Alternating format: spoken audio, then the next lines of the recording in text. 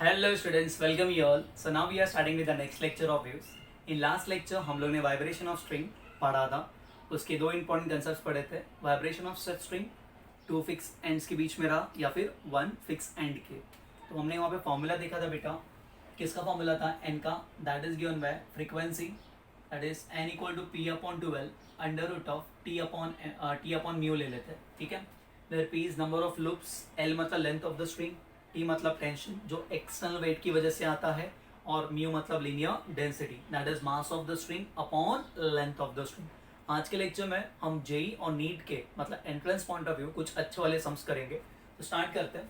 Aware of linear mass density मतलब solution, what is given over here, mu is given over here, that is 5.0 into 10 to the power -3. हम ये उम्मीद रख रहे हैं कि आपने लास्ट लेक्चर अच्छे से देखा होगा, तो ये आज का लेक्चर समझ में आएगा. Is stretched between two rigid supports with a tension. Tension is given as 450 Newton. The wire resonates at a frequency. N का वैल्यू दिया है 420 हर्ट्ज पे रेजोनेट्स हो रहा है. ठीक है. The next higher frequency, suppose N dash ले लेते हैं. Next higher is 490 hertz. Find the length of wire. अब यहाँ पे बच्चों ये मेंशन नहीं किया है कि ये फर्स्ट मोड ऑफ वाइब्रेशन है या सेकेंड मोड ऑफ वाइब्रेशन है या फर्स्ट ओवरटोन है या फर्स्ट हार्मोनिक है. सिर्फ बोला है कि पहले बार ये फ्रीक्वेंसी पर रेजोनेट कर रहा था, मतलब वाइब्रेट कर रहा था विद मैक्सिमम एम्पलीट्यूड. रेजोनेंस मतलब अगर मैं उसको, resonance a special case of force vibration, हम उसको वाइब्रेट करा रहे equal to its natural frequency, it will start vibrating with maximum amplitude. Clear है. तो फर्स्ट केस में ये केस में रेजोनेंस आ रहा था, ये केस में वाइब्रेट कर रहा है, सेकंड में ये फ्रीक्वेंसी वाइब्रेट कर रहा है. तो सर बट नेचुरल मतलब फंडामेंटल मोड, फंडामेंटल फ्रीक्वेंसी तो नहीं दिया है यहाँ पे, तो कैसे करेंगे सर? हमें तो बताया भी नहीं है. अब बच्चों सपोज लास्ट लेक्चर में थोड़ा सा चाहते हैं, अगर मैंने फंडामेंटल 50 लिया, in case of string which is fixed at both end, all harmonics are present, तो फर्स्ट ओवरटोन या सेकंड हार्मोनिक कितना आता था? 100 हर्ट्ज. नेक्स्ट कितना आता था? 150 हर्ट्ज. नेक्स्ट कितना आता था? 200 हर्ट्ज. नेक्स्ट कितना आता था? 250 हर्ट्ज. नेक्स्ट कितना आता था? 300 हर्ट्ज. आया ना.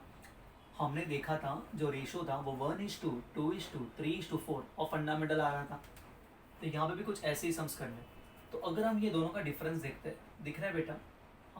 50 50 50, मतलब कोई भी दो बाजू वाले फ्रीक्वेंसी का difference is equal to the fundamental frequency. ये पॉइंट बहुत जरूरी है. कोई भी दो बाजू वाले फ्रीक्वेंसी का difference is equals to fundamental. तो यहाँ पे fundamental frequency will be equals to N dash minus N, that is कितना होगा? 490 minus 420, that is equal to कितना होगा? 70 हर्ट्ज. कोई भी दो बाजू वाले फ्रीक्वेंसी का difference is equals to fundamental. ये पॉइंट हमेशा याद रखना. क्लियर है? Okay sir. चलो अब आगे बढ़ते हैं. ये फर्स्ट केस हुआ. अब फंडामेंटल मिल गया ना? Yes sir. अभी हमें क्या चाहिए? हमें लेंथ चाहिए. ठीक है ना? एल पूछा है. ठीक है ना? हो गया. चलो. सो एन फंडामेंटल पी के प्लस पे कितना आएगा? 1, क्योंकि नंबर ऑफ लूप्स फंडामेंटल में 1 होता है. Under root of T, T upon क्या होगा बच्चा? Mu. What is fundamental? 70 is equal to 1/2 multiply by length. Length कितना? अरे ये तो पूछा है sir. Okay. Under root of, what is tension given over here? Tension is 450 newton. What is mu given over here? Linear density 5 into 10 to the power -3. चलो ये 9 जा 0 जा, ये नेगेटिव ऊपर क्या बनेगा? पॉजिटिव. तो 70 एल को, ये एल, चलो तुम उधर जाओ, एल जाओ उधर. ओके 70 इधर आओ. तो एल का कितना होगा? 1/2 multiply by 70 multiply by under root of 90 into 10 to the power +3 होगा.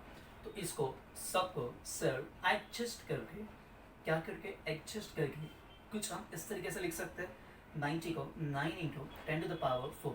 9 का रूट कितना होता है सर? 9 का रूट होता है 3. ठीक है.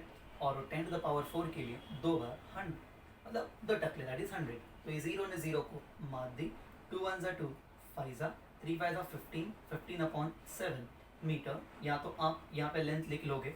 ठीक है. दैट इज इक्वल टू, बोलो बच्चों, 2.1 आ रहा है ना? 7 1 जा 7. अब कितना बचा? 3. 7 4 जा 28, फिर 7 2 जा लगभग क्या आएगा बेटा? Metre. This is the length of the wire. That's it. ये बच्चा समझा? Okay. Next next next next next next next start कर दे बेटा. नेक्स्ट केस में हम लोग को यहाँ पे क्या बोला है बेटा?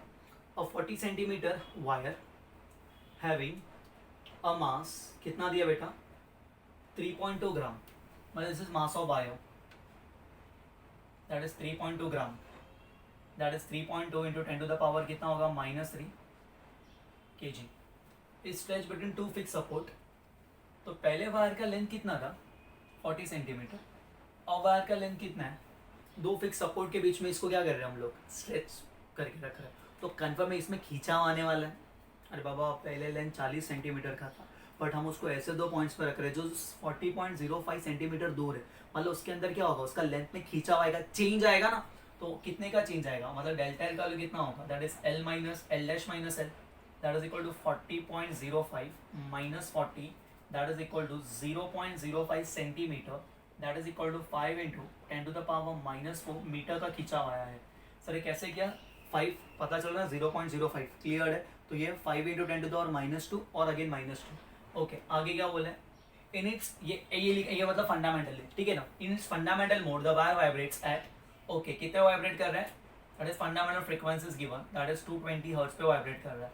Okay area is given, that is equal to 1 mm square, 1 mm मतलब 10 टू द पावर -6 मीटर का square. Okay they are asking to find Young's modulus, उत्तरी मस्त है, यंग्स मॉडुलस फाइंड किया था, हाँ सर शायद हमने कुछ ऐसे किया था सर, देखो tension is equal to, Young's modulus का कंसेप्ट कैसे कराया था सर, लास्ट लेक्चर में अपने y का वैल्यू ऐसे कराया था, that is tension upon area into change in length upon original length, याद आ रहा है, हाँ सर, मतलब यंग्स मॉडुलस मतलब sir stress upon strain, stress मतलब फोर्स अपॉन एरिया, फोर्स क्यों लग रहा है, टेंशन आ रहा है, टेंशन क्लियर है, tension upon area change in length upon original length ऊपर जाएगा, तो यहाँ पे y चाहिए, तो अब मैं यहाँ पे मुझे ना फॉर्मूला में t को रिप्लेस करूंगा, y a delta l upon l, okay okay, अब और एक पॉइंट इंपॉर्टेंट है सर, क्या क्या, मास ऑफ वायर दिया है, yes sir mass of wire दिया है, ओके लेंथ ऑफ वायर दिया, हाँ sir initial length of wire 40 centimetre दिया है, बराबर है बेटा। ओके तो बेसिकली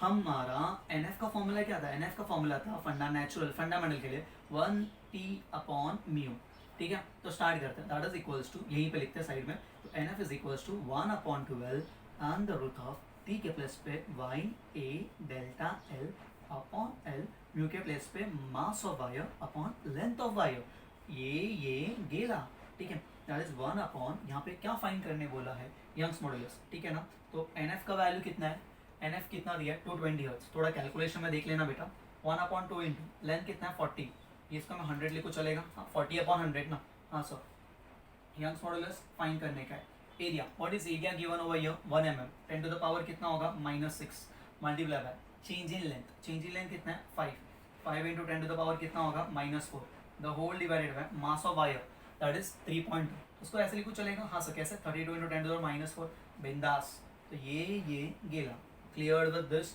ओके ये जीरो ने जीरो को मार दी, ये जीरो ने जीरो को मार दी, ठीक है, ये कितना होगा यहाँ पे दैट इज 22 मल्टीप्लाई 4 टू सा कितना होगा 8 इज इक्वल्स टू, ये पूरा रूट के अंदर है, that is equal to y multiply by 5 into 10 to the power -6, okay upon 32, okay इसको ये रूट यहाँ पे क्या बनेगा स्क्वायर, तो 22 को स्क्वायर करो, दो बार लिखोगे, दैट इज कुछ 484 multiply by 64 is equal to y multiply by 5 into 10 to the power -6 upon कितना होगा बेटा 32, ये डिवाइड वहाँ पे मल्टीप्लाई, अप्रॉक्सीमेटली सॉल्व कर लेना, y का वैल्यू मिलेगा आपको, y का वैल्यू मिलेगा 1.98 अपना 2 के लगभग मिलेगा into 10 to the power 11 approximate 2 के लगभग मिलेगा, ठीक है बच्चों, ठीक है कैलकुलेशन कर लेना। अब जब एंट्रेंस में क्वेश्चन आएगा ना, तो ये कुछ डेटा ना ऐसा होगा जो कट को डिजी हो सके, क्लियर है, पक्का कंसेप्ट समझाना, कंसेप्ट इंपॉर्टेंट है यहाँ पे, ठीक है कॉपी।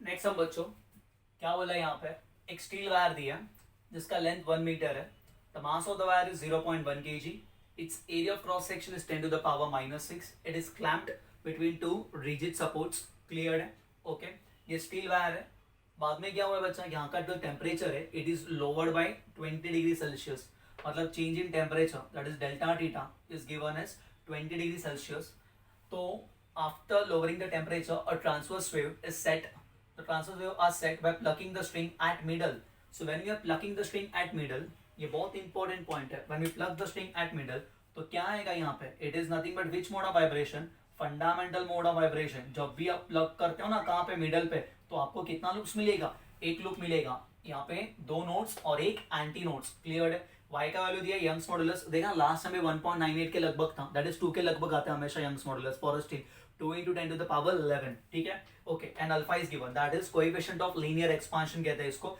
यूनिट रहता है पर डिग्री सेल्सियस या डिग्री सेल्सियस इनवर्स, क्लियर है। अब उन्होंने क्या पूछा है, y दिया है, अल्फा दिया है, and what they are asking, yes yes yes natural frequency पूछा है, that is n is equal to question mark. बहुत ही मस्त क्वेश्चन है, कर देते हम लोग यहाँ पे, ध्यान देना। वही हमारा थोड़ा सा 11वीं का कंसेप्ट इलास्टिसिटी वाला, क्या सही इलास्टिसिटी। बच्चों हमें ये बताओ, यंग्स मॉडुलस क्या होता है, स्ट्रेस अपॉन स्ट्रेन, बट जो टेम्परेचर की वजह से स्ट्रेस आता है उसको हम कहते हैं थर्मल स्ट्रेस। क्या कहते हैं, thermal stress upon upon upon strain, उसको हम कहेंगे थर्मल स्ट्रेन, बराबर है। Okay, so what is thermal stress, thermal stress is equals to y multiply by thermal strain। अब थर्मल स्ट्रेन क्या होता है, थर्मल स्ट्रेन मतलब स्ट्रेन ही क्या होता है, change in length upon original length.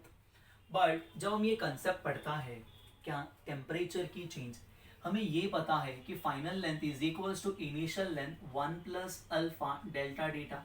हाँ सर, ये हमने हीट में पढ़ा था, हमने ये 11th स्टैंडर्ड लीनियर एक्सपांशन में पढ़ा था। अगर एरिया होता तो यहाँ पे आता A F, final area is equals to initial area 1 plus beta delta theta, beta मतलब कोएफिशिएंट ऑफ एरियल एक्सपांशन। अगर वॉल्यूम में चेंज आता तो यहाँ पे हम लिखता गामा डेल्टा डेटा।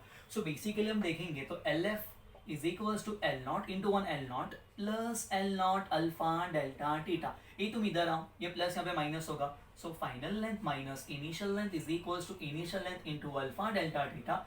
सो मैं यहाँ पे लिख सकता हूँ that is final minus initial. Sir ये तो चेंज इन लेंथ हुआ, so change in length upon initial length is equals to alpha delta theta, and this is nothing but strain. So strain को मैं लिख सकता हूँ अल्फा इंटू डेल्टा थीटा। हाँ sir, अब थर्मल स्ट्रेस आ रहा है, दैट इज थर्मल स्ट्रेस मतलब सर फोर्स अपॉन एरिया को ही तो स्ट्रेस कहते हैं, इज इक्वल्स टू, ओके यहाँ पे फोर्स क्यों आ रहा है, वायर को स्ट्रेच किया गया, तो फोर्स को हम किससे रिप्लेस करेंगे, सर टेंशन से। वाई अपने पास है, हाँ थर्मल स्ट्रेस है, अल्फा के साथ डेल्टा थीटा। सो टी का जो यहाँ पे टी का वैल्यू होगा वो क्या होगा, Y A alpha delta theta, समझा। ओके, तो मेरा जो फार्मूला मिलेगा fundamental frequency of vibration, that is 1/12 under root of T upon mu, so that is NF is equals to 1/12 under root of T, that is a alpha delta theta upon mu, that's it। चलो put करते हैं। So NF का value कितना मिलेगा, 1/2 into length is given as 1 metre upon under root of y का value 2 into 10 to the power 11, बराबर है। y का value 2 into 10 to the power area 10 to the power -6, बराबर अल्फा 1.21, इसको लिखो ऐसे 121 इंटू 10 टू द पावर -7, चलेगा sir. Shift किया ना, हाँ शिफ्ट किया। डेल्टा टीटा किधर है, चेंज इन टेम्परेचर कितना है 20, सर डिग्री में हम केल्विन में कन्वर्ट कर दे, no need here to convert in Kelvin, क्योंकि इसका यूनिट क्या है, पर डिग्री सेल्सियस। तो जब मल्टीप्लाई होगा तो this is per degree Celsius, और डिग्री सेल्सियस ये कैंसिल आउट कर लेंगे, so no need to convert into Kelvin. Mu का value that is mass of wire upon length of wire, mass of wire is 0.1, that is 10 to the power -1 upon 1 लिख के कोई फायदा नहीं। चालो हालो आगड़, that is 1/2 under root of चलो ये नेगेटिव ऊपर से क्या बनेगा, पॉजिटिव। ओके, तो मैं ये कह सकता हूँ ये 2 2 4 होगा।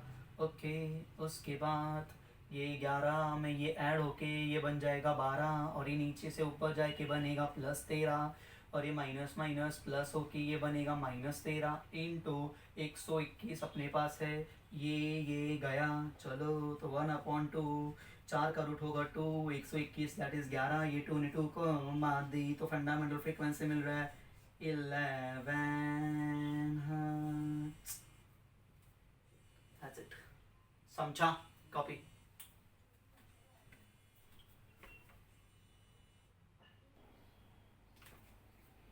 Yes, next 2 sums are there on the board. First sum, ठीक है, this is next। बहुत ही आसान क्वेश्चन है, देखना बेटा। The length of wire shown in the figure between the pulley is 1.5। So between the पुली जो लेंथ ऑफ वायर है यहाँ से लेके यहाँ तक, दैट इज 1.5, ठीक है। And it's mass is 12 gram, mass of wire is given as 12 gram. Find the frequency of vibration with which the wire vibrates into two loops. Find the frequency of vibration in which the wire vibrates into two loops, leaving the middle point of the wire between the pulley at rest। मतलब middle point rest पे, इसका मतलब middle point पे क्या form होने वाला है? So middle point पे नोड फॉर्म होने वाला है, मतलब वायर कुछ इस तरीके से वाइब्रेट करेगा, कुछ इस तरीके से वाइब्रेट करेगा। यहाँ पे क्या फॉर्म होगा? नोड, ये नोड और यहाँ पे एंटी नोड, दो लूप्स मिल रहे हैं। क्लियर कर लोगे? हाँ सर, बहुत ही सिंपल कंसेप्ट है, कैसे करेंगे? Yes yes yes yes. So basically हमारा जो फ्रीक्वेंसी होता है यहाँ पे, that is N is equal to that is P upon 12 under root of, क्या क्या समझ में आना मन का देखो, टी अपॉन म्यू। म्यू मतलब लीनियर डेंसिटी, मैं यहाँ से म्यू फाइंड कर लूँगा, that is mass of wire upon length of wire. Mass of wire is 12 into 10 to the power -3, length of wire is 15 into 10 to the power -1, बराबर है बेटा। सो ये बोलो 3 5 जा 3 कितना जा बेटा? 4 जा, तो 4 into 10 to the power -3 upon 5, ये माइनस वन ऊपर ये प्लस बनेगा, 5 1 जा 5 2 जा, तो ये मेरे को मिलेगा 8 into 10 to the power, very good, -3 kg पर मीटर। अब यहाँ पे भी उतना ही वेट है, यहाँ पे भी उतना ही वेट है, इसका मतलब ये बैलेंस्ड है। Clear with this? और जब भी कंसेप्ट बैलेंस होता है तो मैं ये कह सकता हूँ कि यहाँ पे जो बेटा नीचे कितना काम करेगा? नीचे काम करेगा 9 मल्टीप्लाई बाई जी, ऊपर कौन काम करेगा? टी।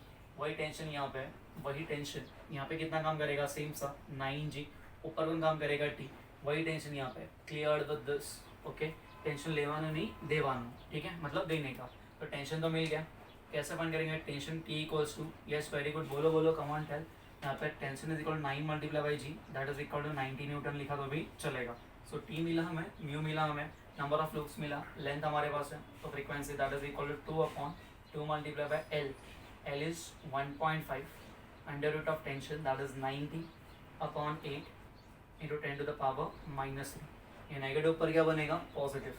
सो 2 ने 2 को मार दी, तो n का जो वैल्यू होगा 1 अपॉन मतलब 10 अपॉन 15 लिखा तो भी चलेगा। यस सर, दिस इज 90 ना, कैसे लिखेंगे 90 को? ये नेगेटिव पर गया, पॉजिटिव मिलेगा। सो 2 1 2 4 जा एंड 2 कितना जा? 45 जा, so 45 into 10 to the power +3, that is N is equal to, ये कितना होगा? 2/3 होगा, बराबर है 45। तो इसको हम ये भी लिख सकते हैं 450 या फिर 4.5, 450 लिख लेते हैं। तो 450 इंटू 100 अपॉन 4, दैट इज 2/3। इसका रूट कितना होगा? इसका वन टेल 4 का रूट कितना होगा? 2।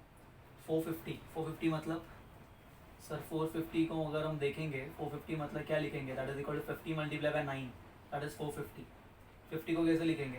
50 को yes 25 2 that is 25 multiply by 2 multiply by 9, बराबर है 25 का रूट कितना होता है? 5। 450 में यहाँ पे रूट 2 आएगा, 9 का रूट 3 और ये 10। सो 3 ने 3 को मार दी, 2 ने 2 को मार दी, that is equal to 50 root 2। 50 into root 2 मतलब approximately 1.4, that is upon 10। 15 4 जा 70 हर्ट्ज approximately, बराबर है बेटा? Yes, that's it. कितना मिलेगा? 70 हर्ट्ज। कुछ डाउट है यहाँ पे? Next sum, a string fix at both ends vibrate in resonant mode, मतलब जो उसका नेचुरल फ्रीक्वेंसी हम उसको वही करें तो it will vibrate in maximum amplitude and that concept is called as vibration, मतलब रेजोनेंस। इन दोनों के बीच का जो सेपरेशन दी है that is length is given, बराबर है, between the two consecutive notes, मतलब दो नोट्स के बीच का सेपरेशन कितना दिया है बेटा? string fixed at both and vibrate in resonant mode with a separation of 2.0 centimeter between two consecutive notes. This is lambda by 2 का value, दो notes के बीच का distance. For next higher frequency, this separation is reduced to, मतलब ये जो separation है ना, मतलब lambda by 2, तो इसको मैं lambda dash by 2 लिखता हूँ। lambda dash by 2 का value कितना हो रहा है? 1.6 centimetre. Find the length of the string, मतलब पहले कितना था? lambda by 2 था, अब कितना है? lambda dash by 2। क्लियर है? ओके, तो कैसे करेंगे सर? सर एकदम सिंपल कंसेप्ट है। क्या बोलो सर? हमने देखा था अगर फर्स्ट मोड है मतलब एक लूप मिलता है, बराबर है। सेकेंड मोड है तो कितने लूप्स मिलते हैं, 2 लूप्स मिलते हैं। यहाँ पे और क्या बोले क्वेश्चन में, और कुछ नहीं बोला है। सो हम यहाँ पे ये लिख सकते हैं। अब यहाँ पे ये नहीं बोला है ना, k multiply by lambda by 2 is equal to L. क्या बहुत इंपॉर्टेंट टर्म था, क्या क्या पता चल रहा है, k multiply by lambda by 2 is equal to L. समझा।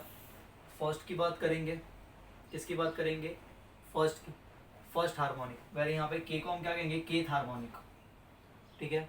तो kth हार्मोनिक के लिए क्या लिखेंगे, k into lambda by 2 is equals to L. First harmonic के लिए 1 into lambda by 2 equal to L. Second harmonic के लिए 2 into lambda by 2 is equal to L. तो what is k plus 1 harmonic, क्योंकि यहाँ पे क्या बोला है, द नेक्स्ट हायर फ्रीक्वेंसी, मतलब इससे ज़्यादा ना, मतलब सेकंड हार्मोनिक से एक ज़्यादा, दैट इज थर्ड हार्मोनिक। मतलब सेकंड में k में क्या ऐड करोगे, 1 ऐड करोगे। So k plus 1 into lambda by 2 is equals to, यहाँ पे lambda dash by 2 is equal to L लेंगे। नहीं समझा, देखो ना ये क्या है, kth harmonic is equal to, और ये क्या है बेटा, k plus 1 harmonic, k plus 1 harmonic. Clear with this, okay. दोनों एल के बराबर होगा ना, कैसे, अरे बाबा जब एक लूप मिलता था फर्स्ट हार्मोनिक में, कितना लूप, एक लूप मिलता था, तो 1 into lambda by 2 equal to L. Second में 2 into lambda by 2 equal to L, बराबर है। थर्ड में 3 into lambda by 2 equal to L, that's it. But L तो सेम ही है दोनों में, लेंथ ऑफ द स्ट्रिंग, सिर्फ क्या हो रहा है, नोड्स के बीच का डिस्टेंस चेंज हो रहा है, मतलब लैम्बडा बाई 2, दोनों को इक्वेट करते हैं। So k into lambda by 2 is equals to k plus 1 multiply by lambda by 2, lambda dash by 2, बराबर है बच्चा, क्लियर है, ओके। अब यहाँ पे क्या क्या दिया है उन्होंने, लैम्बडा बाई 2 का वैल्यू 2 दिया, सो k इंटू 2, यहाँ पे k plus 1, lambda dash by 2 का वैल्यू कितना दिया है, 1.6, 16/10 लिख लेते हैं, ठीक है। सो 2 1 2 कितना था, 8 था, that is 10k is equal to 8k plus 8, बोलो ये प्लस यहाँ पे माइनस होगा, so 2k is equals to 8, and that's why k का वैल्यू कितना आएगा, 4। क्या पूछा है, find the length of string. So k का वैल्यू मुझे 4 मिला ना, या तो यहाँ पे पुट करो या तो वहाँ पे पुट करो, आंसर सेम ही आएगा। तो length of string l is equal to k multiply by lambda by 2, k का वैल्यू कितना 4, लैम्बडा बाई 2 का वैल्यू कितना 2, length of string is equals to 8 centimetre. यहाँ पे पुट करके भी आंसर वही आएगा, कर लेना, ठीक है। यहाँ पे k क्या पुट करके 4, 4 प्लस 1 5, 5 इंटू 1.6, आंसर सेम ही आएगा। समझा कैसे करने का, क्लियर है, okay. The separation is reduce to 1.6, कौन सा सेपरेशन इज रेड्यूस, दो नोड्स के बीच का सेपरेशन इज रेड्यूस हो रहा है, मतलब lambda by 2, that's it, copy.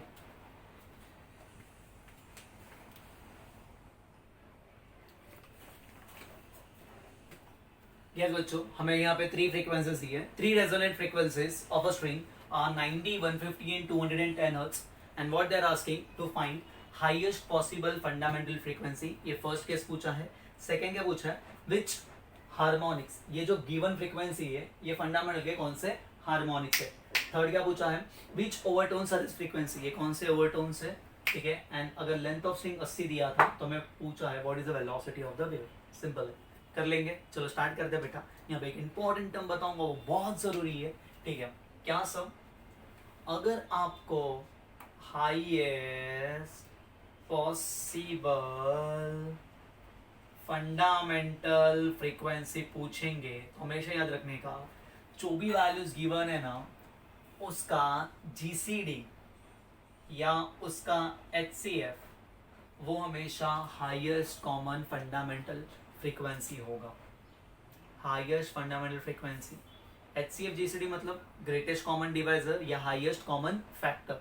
जैसे अगर मैं 90 को लिखूंगा बच्चों, ध्यान देना, तो 90 के कौन से फैक्टर्स है, या तो 1 इंटू 90, याद आ रहा है ना हम लोग एचसीएफ लिखते थे, या तो 2 इंटू 45, या तो 3 इंटू 30, आया ना, ओके, या तो 5 इंटू समथिंग, क्लियर है, कितना 5 इंटू, यस 5 1 5 4 5 18 सा, या तो 6 इंटू, या तो 7 इंटू, ऐसे करते करते जो हाईएस्ट फैक्टर होगा वो 30 होगा, ठीक है। उसके बाद क्या होगा, 30 के बाद कौन सा नंबर होगा, 45 होगा, जो 90 से डिवाइड होगा।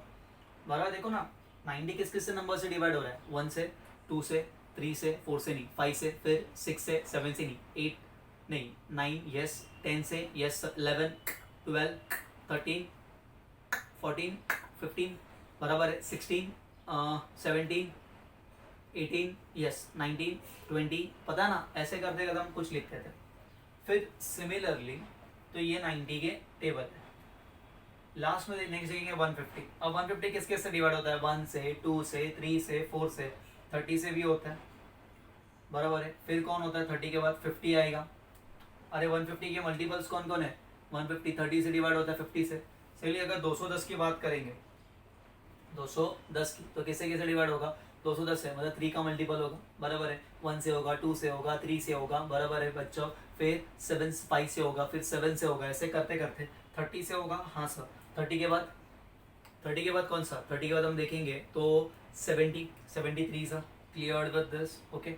45 करके देखना हुआ तो 45। नेक्स्ट नेक्स्ट क्या है? नेक्स्ट क्या है? नेक्स्ट क्या है? यस नेक्स्ट क्या है? नेक्स्ट 70 के बाद 105, 105 इंटू 2। तो ये तीनों में what is GCD? Greatest common divisor कौन सा है? 30। बिकॉज 50 यहाँ पे है बट यहाँ पे नहीं है, 45 यहाँ पे बट यहाँ पे नहीं है। तो तीनों में ग्रेटेस्ट कॉमन डिवाइजर ये HCF देखने का। क्लियर विद दिस? तो ऐसे जब भी टर्म्स आते हैं ना, वो if they are asking you क्या which highest possible fundamental frequency, तो हमेशा GCD HCF देखने का, and that is nothing but 30 hertz. तो सबसे डिवाइड हो कौन होगा बच्चा? 30, ये हाईएस्ट है। 45 होएगा तो 150 में नहीं जाएगा। 150 देखो ना, 45 इंटू 2 90, 45 इंटू 3 135, 45 इंटू 4 180। तो 150 तो नहीं आया बट 150 उसके अंदर आना मांगता है। Clear with this? बराबर है ना बच्चों? तो ये हमारा बेसिक फ्रीक्वेंसी है, this is highest possible fundamental frequency. Clear है? अब लोवेस्ट तो कुछ भी हो सकता था, जैसे ये नंबर अगर 10 में जाएगा, ये भी 10 में जाएगा, ये भी 10 में जाएगा, बट बराबर है ना? तो 10 तो था, 10 नेचुरल फ्रीक्वेंसी चल लेगा, बट हाईएस्ट पॉसिबल पूछा है ना, तो हमेशा क्या फाइंड करेंगे? GCD फाइंड करेंगे। क्या फाइंड करेंगे बच्चों? जैसे दैट इज 30, हर एक टर्म 30 से डिवाइड होगा। तो ये सबका जो बेसिक मतलब फंडामेंटल फ्रीक्वेंसी यहाँ पे दैट इज कितना? 30 हर्ट्ज। Very simple. ये फर्स्ट पॉइंट क्लियर हो गया? Yes sir. अब विच हार्मोनिक्स ऑफ फंडामेंटल गिवन, ये कौन से हार्मोनिक्स है? सिंपल है, हार्मोनिक्स के लिए करेंगे 90 डिवाइडेड बाय 30, फंडामेंटल से डिवाइड करो। अरे या फिर ऐसे कर लो, 90 हर्ट्ज इक्वल्स टू, या तो डिवाइड करो या तो ऐसे लिखो 3 into 30, that is equal to 3 into fundamental. तो ये कौन हो गया? ये थर्ड हार्मोनिक हो गया। या डिवाइड कर लेना, सिंपल है। 150 हर्ट्ज कितना होगा? 5 इंटू फंडामेंटल। तो ये क्या हो गया? ये क्या हो गया? ये फिफ्थ हार्मोनिक हो गया। Next 210 hertz. Yes come on tell that is 7 into fundamental, 7 into 30। तो क्या हो गया? सेवंथ हार्मोनिक हो गया। ओवरटोन मतलब फंडामेंटल से ज्यादा, उसको ओवरटोन कहते हैं। तो ये विच ओवरटोन सा प्रेजेंट? थर्ड हार्मोनिक मतलब कौन सा ओवरटोन? थर्ड हार्मोनिक मतलब सेकंड ओवरटोन। फिफ्थ हार्मोनिक मतलब fourth overtone.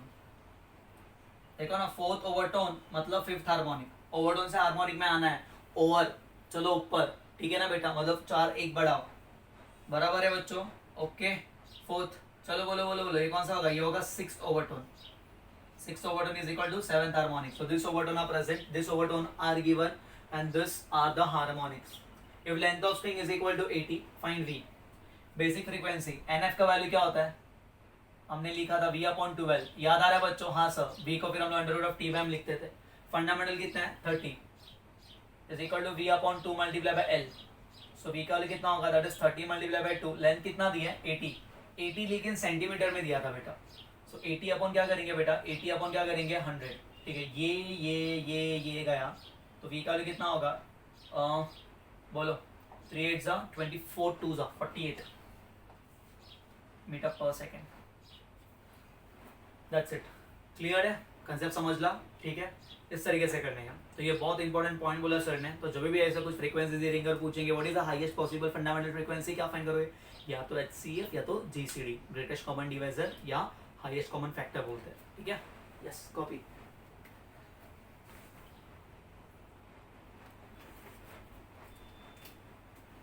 Yes, next sum. Fundamental frequency of sonometer increases by 6 hertz if its tension is increased by 44%, keeping length constant. So when length is kept constant और wire भी same ही है, तो हम ये कह सकते हैं कि N is directly proportional to root T. So fundamental frequency मतलब यहाँ पे मैं फंडामेंटल को N1 ले लेता हूँ upon N2 is equals to under root of T1 upon T2 लिखा तो भी चलता है, T2 अपॉन T1। सो 2/1 ले लेते हैं, 2/1, तो ये भी 2/1, this is law of tension. अब length is increase by 44% and frequency कितने से बढ़ रहा है, 6 हर्ट्ज। सो मैं यहाँ पे ये कह सकता हूँ कि N2 इज इंक्रीज N1 + 6। कभी कभी ये बोला होगा कि frequency changes by 6 hertz, man length is increased by 44%, तो हमें, या फिर tension is increase by 44%, frequency changes by 6 hertz. अब चेंजेस में तो दो कंडीशन आ सकता है सर, या तो बढ़ भी सकता है या तो कम भी हो सकता है। सो हम क्या लेंगे, हम देखेंगे उनके बीच का रिलेशन। अगर डायरेक्ट रिलेशन है तो लेंथ, अगर टेंशन बढ़ेगा तो फ्रीक्वेंसी को भी इंक्रीज करो, और इन्वर्स रिलेशन है जैसे लेंथ बढ़ेगा तो फ्रीक्वेंसी को डिक्रीज करो। समझा? तो सेम हम यहीं पे लिखेंगे कि दोनों का रिलेशन डायरेक्ट था, तो फ्रीक्वेंसी फंडामेंटल बढ़ रहा है जब लेंथ बढ़ रहा है। सो N2 के प्लेस पे N1 + 6 लिखेंगे, और T2 के प्लेस पे क्या लिखोगे, बोलो, initial that is T1 + 44/100 times of T1। बच्चों ये कंसेप्ट समझा? हाँ सर, उन्होंने कहा है कि लेंथ क्या होगा बच्चों, टेंशन क्या हो रहा है, इंक्रीज हो रहा है बाय 44%, मतलब इनिशियल में 44% को ऐड करने का। बाय आएगा तो ये 2 आता ना, तो सिर्फ उतना होता, ये निकाल देने का। बाय 2 में डिफरेंस हम लोग को स्टार्टिंग से पता है, 100 + 44 दैट इज 144/100 मल्टीप्लाई बाय क्या होगा बच्चों, T1। स्टार्ट करते हैं। सो N2/N1 ऑलमोस्ट सब कुछ रेडी है। N2 का value N1 + 6/N1 √ T2 144/100 T1/T1 T1 गया, बराबर है बच्चों, ओके। तो N1 + 6/N1, इसका रूट 12, इसका 10, दैट इज इक्वल टू 6/5, तो 5N1 + 5 6 30 is equal to 6N1। N1 उधर जाएगा तो N1 का कितना आएगा, 30 हर्ट्ज। ये हमारा फंडामेंटल फ्रीक्वेंसी है। सो अब टेंशन 44% बढ़ाओगे तो ये 6 में बढ़ेगा। ये कंसेप्ट समझा बेटा? क्लियर है? ओके। अब आगे क्या बोला है, find the change in frequency the sonometer wire when the length of the wire is increase bye 20%। बराबर है, तो हमें चेंज इन फ्रीक्वेंसी फाइंड करना है, मतलब N2 - N1 करना है। ये मेरे को नेचुरल फ्रीक्वेंसी मिल गया, ठीक है। अब N और L का रिलेशन, तो हमको पता है N is inversely proportional to length by law of length, बराबर है। सो हम यहाँ पे लिख लेंगे कि NL is equal to constant, याद आ रहा है बच्चों? हाँ sir. So N1 × L1 is equal to final length into L2। So N1 का वैल्यू मैंने फाइंड किया 30, initial length that is L1 ले लेते हैं। N2 का वैल्यू हमें नहीं पता, उन्होंने बोला length of wire is increase bye 20%। Length of wire 20% से बढ़ रहा है, मतलब L2 क्या आएगा, L1 + 20/100 मल्टीप्लाई बाय L1। समझ रहा है ना, 20% बढ़ रहा है, तो ये 0 ने 0 को अगेन मार दी। So 30L1 is equals to N2 10L1 + 2L1 कितना होगा, या फिर इसको ऐसा 2 1 2 5 लिख सकते हैं, हाँ चलेगा। 5 1 5 + 1 6, तो कितना होगा 6L1/5। L1 ने L1 को मार दी, बराबर है। तो 6 1 6 कितना था, 5 30, तो N2 का जो वैल्यू मिलेगा that will be 30 hertz. That's एक सेकंड 5 5 25। सो N2 का जो वैल्यू मिलेगा 20 हर्ट्ज। अब उन्होंने क्या पूछा है, keeping the original tension same we have to calculate change in frequency. So what is change in frequency हो भैया, कर लोगे? हाँ सर, चेंज इन फ्रीक्वेंसी मतलब दोनों का डिफरेंस। देखो ना, पहले 30 था, बराबर है, फिर 25 आ रहा, तो चेंज कितने का होगा, 5 हर्ट्ज का। तो फाइनली आप फाइंड कर लेना change in frequency that is delta N is equals to N1 - N2 that is equal to 30 - 20 hertz, 5 hertz. Okay, क्या हो रहा है, फ्रीक्वेंसी कम हो रहा है, देखा ना, N और L का रिलेशन इनवर्स था इसलिए। अब नेक्स्ट ना बहुत ही अच्छा लेसन है, ध्यान देना बेटा। The length of sonometer wire between 2 fix end is 1.1 metre. मतलब ये पता है सोनोमीटर का कुछ कंसेप्ट, यहाँ पे और यहाँ पे ये 2 फिक्स एंड है। अब बीच में ऐसे ब्रिजेस रखते हैं, और जहाँ पे आप ब्रिजेस रखोगे ना बच्चा, तो वहाँ पे ऐसे लूप्स बनेंगे, क्योंकि जहाँ पे आप ब्रिजेस रखोगे ना बेटा, ऐसे ऐसे ब्रिज रखोगे ना, क्या रखोगे बच्चा, ब्रिज, वहाँ पे क्या बनेंगे बेटा, लूप्स, क्योंकि bridge will act as which medium sir, वो डेंसो मीडियम की तरह काम करेगा ब्रिज। अगर ब्रिज हमारा डेंसो मीडियम की तरह काम करेगा तो वहाँ पे क्या बनेगा, नोड बनेगा, तो ऐसे लूप्स बनेंगे, ठीक है। तो उन्होंने क्या पूछा है, the length of sonometer wire between two fix end is 1.1 metre. तो यहाँ से लेके यहाँ तक का पूरा लेंथ 1 मीटर 1.10 मीटर है। Where should be the two bridges, एक ब्रिज हम यहाँ पे रखेंगे, ठीक है, और एक ब्रिज हम यहाँ पे रखेंगे। Where should be two bridges be place to divide the wire into 3 segments such that the frequency, मतलब यहाँ का फ्रीक्वेंसी n1 ले लेते हैं, यहाँ का n2 ले लेते हैं, यहाँ का n3 ले लेते हैं। सो हमारा n1:n2:n3 का रेशो कितना आने वाला है? 1:2:3।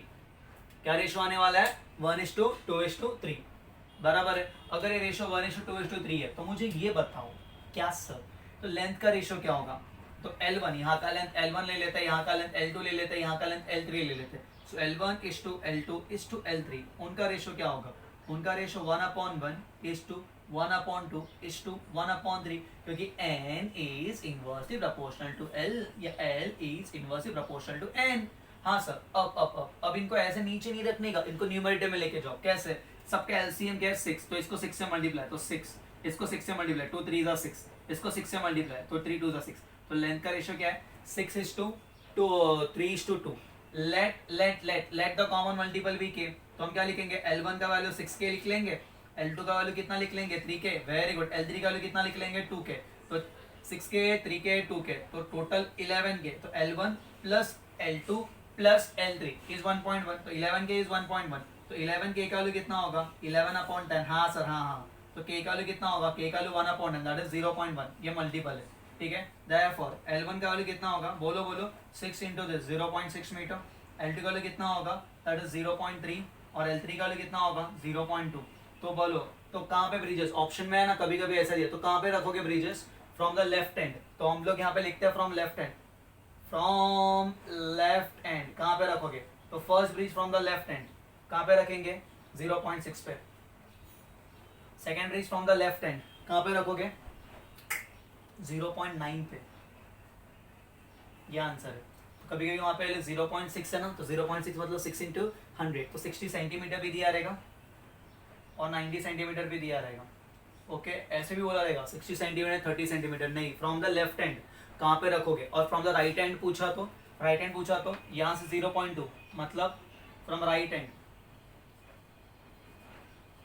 हैंड, यहाँ से कितना है? L3 कितना है? 0.2, तो 0.2, और ये कितना है? 0.2 plus 0.3 0.5, that is 20 centimetre 50 centimetre.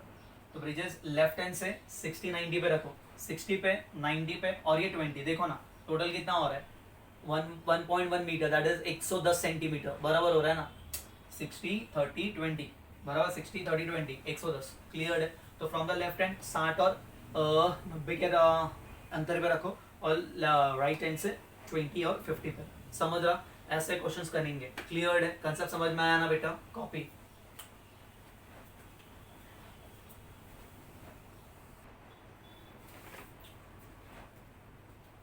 ध्यान देना बेटा, बहुत अच्छा क्वेश्चन है। यहाँ पे क्या बोला है?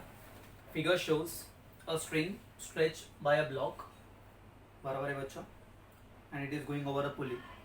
The string vibrates in its 10th harmonic in unison with a particular tuning fork. Unison का मतलब क्या होता है? यहाँ पे यूनिसन का मतलब होता है जो फ्रीक्वेंसी यहाँ से आएगा, जिस फ्रीक्वेंसी से ये स्ट्रिंग वाइब्रेट हो रहा है, और ये किसका? ट्यूनिंग फॉर्क का फ्रीक्वेंसी, दोनों का फ्रीक्वेंसी क्या होगा? सेम। यूनिसन का मतलब तो the frequency of tuning fork and the frequency of string is same, मतलब जिस फ्रीक्वेंसी से वाइब्रेट हो रहा है that is nothing but frequency of tuning fork. The tuning fork का frequency and the frequency with which now it is vibrating, बराबर है, it is vibrating in which harmonic? 10th harmonic. तो इसके 10th harmonic का frequency जब ये air के अंदर है, जब ये एयर में है, बराबर है बच्चों, इसके 10th हार्मोनिक का फ्रीक्वेंसी और इसका फ्रीक्वेंसी क्या रहेगा? Same. So basically case one में क्या आ रहा है? Frequency of tuning fork is equal to frequency of 10th harmonic. Frequency of tuning fork, मैं इसको TF लिखता हूँ तो वापस कंफ्यूज हो रहा हूँ। तो frequency of tuning fork is equals to frequency of 10th harmonic of the string. 10th harmonic के लिए क्या करेंगे? 10/12 under root of tension in the string upon linear density. अब टेंशन कहाँ रहेगा? T कहाँ रहेगा? ऊपर। नीचे का काम करेगा बेटा weight, that is equal to mg। इसको छोटा mg लिखा तो भी चलता है, ठीक है बेटा, तो हम लिखते हैं छोटा mg। So that is equal to frequency of tuning fork and frequency of 10th harmonic are in unison, मतलब इक्वल है। So frequency of tuning fork 12 upon under root of tension के प्लस पे क्या होगा? mg अपॉन क्या मिलेगा mu. ये first equation याद रखना। कभी कभी है ना, ये आगे भी मैं एक्सप्लेन करूंगा जब बीट्स का कंसेप्ट कराऊंगा ना, तब भी ऐसे कुछ समझाएंगे हम लोग को। ये फर्स्ट केस समझा। अब उन्होंने क्या बोला है, when the beaker containing water, when the beaker containing क्या बोला है बच्चों, water is brought under the block, so that block is completely deep in the beaker. Now the beaker containing water, it is brought under a block, it is brought under a block, and the block is now completely dipped in water, is brought under a block and the block is now completely dipped in water. बराबर है बच्चा, the block is now completely dipped in water. What they are asking, the string vibrates in 11th harmonic. Now ये string vibrate करेगा 11th harmonic and that is in unison with tuning fork. मतलब now frequency of tuning fork किसके बराबर होगा यहाँ पे, मतलब ये सेम ही है, ये चेंज नहीं होने वाला है, ठीक है, and that is equal to 11th harmonic. लेकिन 11th हार्मोनिक क्या हो रहा है, 11th हार्मोनिक में क्या हो रहा है, 11th हार्मोनिक में क्या हो रहा है, कुछ बोलो बोलो बोलो। In which harmonic, 11th harmonic. It is vibrating in which harmonic, 11th harmonic. कब 11th हार्मोनिक में वाइब्रेट करेगा, जब हमने यहाँ पे क्या हो रहा है, हमने यहाँ पे क्या लाया, टेंशन लाया, ठीक है ना बच्चों, मतलब सॉरी यहाँ पे पानी का बीकर लाया, तो यहाँ पे कुछ चेंज हुआ रहेगा तभी तो it start vibrating with 11th harmonic ना, कुछ तो देखते क्या चेंज हुआ है। बेसिकली फर्स्ट केस में जब ये एयर में था तो ये कंसेप्ट था, क्योंकि जब ये एयर में था तो कुछ इस तरीके से था, ये पुली था, ये ऐसे था, ये ब्लॉक था, नीचे mg काम कर रहा था, ऊपर t काम कर रहा था, ये टी के बराबर था, सब कुछ इक्वल हो रहा था। बट जब ये पानी के अंदर डूबा तो पानी भी इसके ऊपर की तरफ फोर्स लगेगा, हाँ सर, जिसको हम क्या बोलते हैं, दैट इज अपथ्रस्ट या बायोंड फोर्स, बराबर है। अब थोड़ी ये ऊपर जा रहा है, ये तो यहाँ पे क्या है, इमर्स्ड, और ये लटक रहा है यहाँ पे, मतलब ऊपर का फोर्स और नीचे का फोर्स क्या है, बैलेंस है, इक्विलिब्रियम कंडीशन में। तो मैं यहाँ पे ये लिख सकता हूँ कि T plus upthrust is equals to mg। सो यहाँ पे टी के प्लस पे टी डैश आएगा, क्योंकि बड़ा टेंशन तो कम होगा ना, पहले टेंशन क्या था, टी था, अब टेंशन कितना होगा, टी डैश होगा, बट ऑब्वियस कम ही होगा, क्यों कम होगा पता चल रहा है, हाँ सर पता चल रहा है, क्यों, बिकॉज ये पानी के अंदर डूबा है यार, हम भी जब पानी के अंदर हमारा मास कम होता है, सब मैंने करा के रखा है फ्लूइड मैकेनिक्स में। तो टी डैश का वैल्यू कितना होगा, that is mg minus upthrust, so that is T dash का value m into g, upthrust का वैल्यू क्या होता है, V rho g, volume mass, density किसके अंदर, इमर्स है, multiply by gravity, T dash volume immerse, यहाँ पे तो पूरा वॉल्यूम इमर्स्ड है, पूरा वॉल्यूम मतलब पूरा मास, बराबर है, ओके, अपॉन पूरा वॉल्यूम का मतलब क्या होता है, मास अपॉन डेंसिटी, तो पूरा मास अपॉन पूरा density of solid, density of liquid multiply by gravity. ये कंसेप्ट समझा गया। अगर ये नहीं समझा है तो इसको मैं और एक अलग तरीके से लिख सकता हूँ, यहाँ पे मैं एम के टर्म्स में लिख रहा हूँ, इसलिए आप या तो volume immersed is nothing but volume of block and volume of block is mass of block upon density of block। अभी समझा क्या बेटा, डेंसिटी ऑफ ब्लॉक ले लो या डेंसिटी ऑफ सॉलिड ले लो, डेंसिटी ऑफ ब्लॉक ले लेते हैं, दोनों में कॉमन कौन है, तो यहाँ पे टी डैश का वैल्यू क्या होगा, सर mg को कॉमन ले लो, 1 minus rho L upon rho B, density of ये किसके अंदर इमर्स है, वाटर के अंदर ना, जैसे डेंसिटी ऑफ वाटर, वाटर का डेंसिटी सर 1 ग्राम पर सीसी या 1000 kg पर मीटर क्यूब, यहाँ तो कोई डाउट नहीं है। सो यहाँ पे NF/TF का वैल्यू क्या होगा, नाउ ये 11th हार्मोनिक में वाइब्रेट कर रहे हैं, जब हम वही ट्यूनिंग फॉर्क लाके इसके ऊपर स्ट्राइक कर रहे हैं, पहले जो ट्यूनिंग फॉर्क लाते थे और ये एयर के अंदर था, किसके अंदर था, एयर के अंदर, बराबर है बच्चों, ऐसा tuning fork, same tuning fork था, ये लाके ऐसे रखा है यहाँ पे, तो it was vibrating in 10th harmonic. अब यही ट्यूनिंग फॉर्क लाके जब ये पानी के अंदर और यहाँ पे रखा, तो देख रहे हो तो हम लोग 11th हार्मोनिक में वाइब्रेट कर रहे हैं, मतलब 11th हार्मोनिक मतलब कितने लूप्स आएंगे,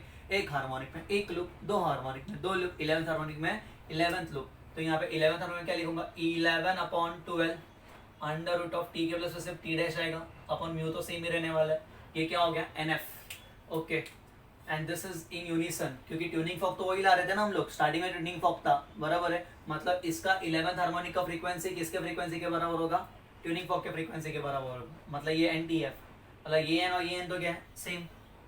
जब एयर में था और ट्यूनिंग फॉर्क लग के देख रहे थे तो ये ट्यूनिंग फॉर्क का फ्रीक्वेंसी और उसके 10th हार्मोनिक का फ्रीक्वेंसी इक्वल आ रहा था, बराबर है, बट जब उसको पानी में इमर्स किया तो ट्यूनिंग फॉर्क का फ्रीक्वेंसी और इस स्ट्रिंग के 11th हार्मोनिक में वाइब्रेट करने का चालू किया, बट तो ये दोनों तो इक्वल है, तो हम लोग क्या करेंगे, दोनों को इक्वेट करेंगे, इक्वेशन 1 और इक्वेशन 2। पहले इक्वेशन 2 को थोड़ा सजाते, 1/12, टी डैश का वैल्यू कितना होगा, T dash is mg 1 minus density of water upon density of liquid upon क्या होगा म्यू, ओके। अब दोनों को इक्वेट करो, दोनों को इक्वेट करेंगे तो क्या मिलेगा, that is 10/12 under root of M g upon mu is equal to यहाँ पे क्या मिलेगा 11/12 under root of M g 1 minus density of water upon density of liquid over divide by mu.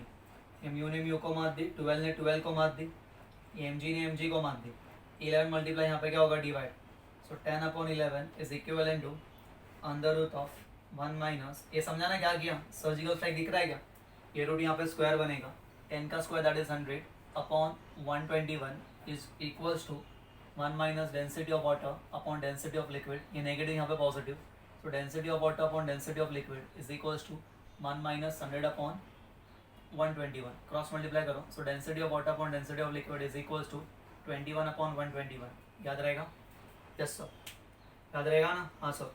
So basically कभी कभी हम लोग को यहाँ पे ध्यान देना बेटा, density of liquid minus density of water, याद आ रहा है, उसको हम क्या बोलते हैं, ये कभी कभी ना इसको डेंसिटी ऐसे भी लिख सकते हैं, density of liquid upon density of, ये लिक्विड नहीं है ब्लॉक है ना, ब्लॉक है ब्लॉक है ब्लॉक है ब्लॉक है ब्लॉक है, density of block upon density of water is equal to 121/21, इसको कभी कभी हम लोग क्या बोलते हैं, स्पेसिफिक ग्रेविटी या रिलेटिव डेंसिटी, याद आ रहा है, हाँ जब भी हम डेंसिटी ऑफ वाटर के साथ डिवाइड करते हैं, सो डेंसिटी ऑफ ब्लॉक कितना आएगा, दैट इज 121/21 इंटू 1 ग्राम पर सीसी, ये आंसर में होगा क्योंकि इसको मैंने 1 ग्राम पर लिया है, सो डिवाइड करो 21 अप्रॉक्सीमेटली 4 ज़ा 21 5 ज़ा सॉरी 21 5 ज़ा 105, तो अप्रॉक्सीमेटली 5 पॉइंट समथिंग आंसर आएगा, हाँ 5.8 ग्राम के लगभग आंसर है, ग्राम पर सीसी, ठीक है, इसको बोलते हैं, अगर रिलेटिव डेंसिटी पूछा तो क्या लिखेंगे, इसको रो लिख देना, क्या लिख लोगे इसको रो, मतलब ये 1 सॉरी सिग्मा लिख लेना,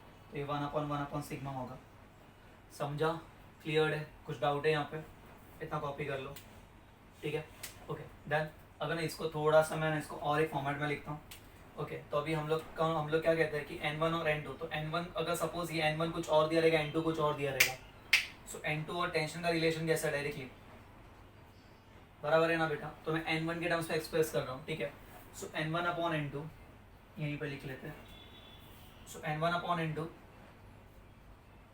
अगर टेंशन यहाँ पे दोनों ट्यूनिंग फॉर्क सेम ही ला रहे थे, बट कभी कभी क्या होता है कि दोनों अलग अलग टाइम आएगा तो क्या करेंगे, तो देखना, और टेंशन पूछना, सो T1 का वैल्यू कितना लिखेंगे हम लोग, T1 का वैल्यू mg लिखेंगे, और T2 का वैल्यू क्या आएगा mg/1 minus rho of water, okay तो ये mg कैंसिल होगा, तो इसको आप इस तरीके से लिख सकते हो, या तो आपको T1/T2 चाहिए, ठीक है, सो दिस यहाँ पे लिख लेते हैं, so if you want T1/T2, T1 का वैल्यू कितना है यहाँ पे mg, यहाँ पे T2 का वैल्यू कितना आ रहा था mg 1 minus density of water upon density of block या सॉलिड लिख लो, ये cancel, so T1/T2 is equals to 1/1 minus density of water upon density of block, ठीक है, ये होप सो आपका हो गया रहेगा, ओके। अब यहाँ पे ध्यान देना, उल्टा करो, सो T2/T1 ये पूरा डिनोट ऊपर जाएगा, 1 minus density of water upon density of block, और ये 1 नीचे आएगा,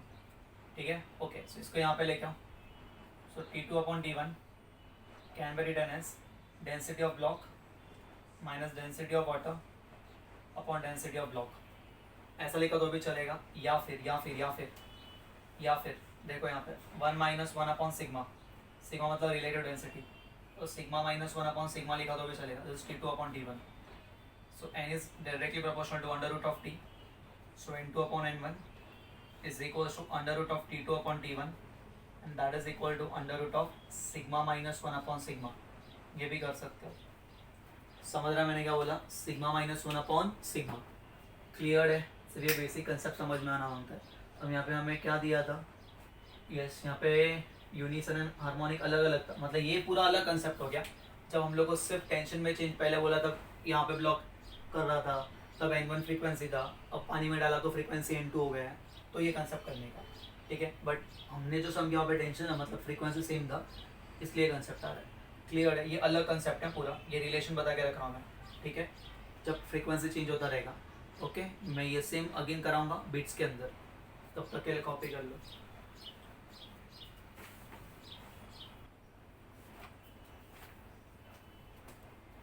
यस नेक्स्ट क्वेश्चन क्या बोला बेटा, यहाँ पे ध्यान देना, अब तक हमने क्या देखा था, फिक्स एट बोथ एंड, यहाँ पे it is fixed at one end. A 2 meter long rope having a mass of 80 gram is fixed at one end and is tied to a string, and the length of the light string bola at the other end. The tension in the string is given as 256 Newton. Find the frequencies of fundamental frequency and first दो overtone के frequency find करने बोले, and find the wavelength in fundamental and first two overtones की wavelength find करने बोले. Start करें. अब यहाँ पे ये फ्री एंड है सर, यहाँ पे तो अटैच किया लेकिन ये रोप डेंसर है और ये स्ट्रिंग लाइट स्ट्रिंग है, मतलब इसके मुकाबले ये कैसा है, रेयर है. तो कन्फर्म है यहाँ पे क्या होगा, ये कुछ इस तरीके से वाइब्रेट करेगा. जब आप करेंगे तो रोप को देखोगे, this is fundamental mode. Second mode में जब देखोगे तो कुछ इस तरीके से बनेगा, ये एक, फिर सेकेंड बनेगा. कैसे सर, सेकेंड मोड कुछ ऐसा बनेगा. हाँ सर. और थर्ड मोड कैसे बनेगा, थर्ड मोड कुछ ऐसा बनेगा. समझ रहे हैं? हाँ सर, क्लियर है. पहले कॉन्सेप्ट समझा अच्छे से. हाँ, मतलब ये फ्री एट वन एंड है और जब भी it is attach eight one and and free at one and, तो हम लोग का फंडामेंटल का फ्रीक्वेंसी का फॉर्मूला क्या था. सब वो टाइम पे फंडामेंटल का आपने कराया था 1/4L. हाँ, under root of P upon mu. And it is fix at both end रहता तो 1/12 होता. चलो पुट कर लो 1/, सिर्फ रोप की बात कर रहे हैं हम लोग, ठीक है ना. ये लाइट स्ट्रिंग को रोप का लेंथ कितना है 2, अंडर रूट ऑफ टेंशन कितना दिया 256. यहाँ से यहाँ तक टेंशन 256 लिया टेंशन इन द रोप, जो यहाँ पे टेंशन है वही, ठीक है. ओके, और 80 ग्राम का है ना बेटा, बहुत पतला रोप है, ठीक है. इसके मुकाबले तो मोटा है. और म्यू मतलब mass of the rope, that is 80 × 10⁻³ the whole divided by length, that is 2, ठीक है. सो 2 1 2 कितना था बेटा, इट्स 40. तो NF का कितना मिलेगा, that is 1/8 under root of 256 into ये कितना है बेटा 4. ये 0 ये खा जाएगा, -2 होगा, ऊपर आगे +2 होगा. 1/8 256 दैट इज 16, 4 का रूट 2 और 10⁻², 2 1 2 8. अरे सब कुछ चला गया. तो फंडामेंटल फ्रीक्वेंसी कितना आया, 100 हर्ट्ज आया. कितना आसान क्वेश्चन था. आफ्टर फाइंडिंग फंडामेंटल फ्रीक्वेंसी अब क्या फाइंड करेंगे, फर्स्ट ओवरटोन. सो यहाँ पे kth ओवरटोन क्या होता है, यहाँ पे kth ओवरटोन होता है sir 2k+1 multiply by harmonic. In case of string fix eight one and, अगर दो एंड रहता तो k+1 होता, यहाँ पे 2k+1 आएगा. तो बेसिकली अगर मुझे फर्स्ट ओवरटोन फ्रीक्वेंसी और फर्स्ट ओवरटोन की बात करेंगे तो हम क्या लिखेंगे, that is 2 1 2 2 + 1 3, that is 3 into fundamental, that is 3 into fundamental 100 आया, तो उसका फ्रीक्वेंसी आएगा 300 हर्ट्ज. नेक्स्ट वाला खुद से कर लोगे. Yes sir. हम यहाँ पे कैसे फर्स्ट ओवरटोन की बात कर रहे हैं ना, अभी अगर हम सेकंड ओवरटोन की बात करेंगे तो 2 to the 4 4 + 1 5, fifth harmonic 5 into this, तो 500 हर्ट्ज आएगा. कुछ मिस्टेक किया है क्या सर आपने? हाँ सर, मिस्टेक है. ये रूट था ना, तो ये 10 होगा, sorry. This is 10 and this is 30. Printing mistake, I apologise. ठीक है. नेक्स्ट आप क्या पूछा, वेवलेंथ पूछा. वेवलेंथ के लिए पहले क्या फाइंड करेंगे, वेलोसिटी फाइंड करेंगे. सेकंड ऑर्डर आप लोग खुद करना. वेलोसिटी क्या होगा, fundamental is equals to v upon, यहाँ पे 4L होता है, वहाँ पे 2L होता है, फिक्स एट बोथ एंड. हाँ सर, v का वैल्यू होगा n इंटू 4L. n कितना है fundamental, that is 10. 4L 4 into length कितना है रोप का 2, तो v का वैल्यू बोलो 4 2 8 80 metre per second. We got the value of v. अब लैम्डा 1, फर्स्ट लैम्डा 1 का बोलो, लैम्डा 1 क्या होगा, v upon n1 fundamental, that is v 80 upon fundamental 10. तो पहले वाले का वेवलेंथ आ रहा है 8 metre. Lambda 2 is equals to v upon n2. Medium से में v सेम रहेगा. v कितना है 80, n2 कितना फाइन किया बेटा 30 ना. हाँ sir, that is equal to 8/3 metre. That's it. Lambda 3 कर लोगे ना, 50 आएगा. 80/50 8/5 मीटर. समझा बेटा. तो फिक्स एट बोथ एंड्स का भी करा है और फिक्स एट वन एंड का भी किया हमने. कॉपी.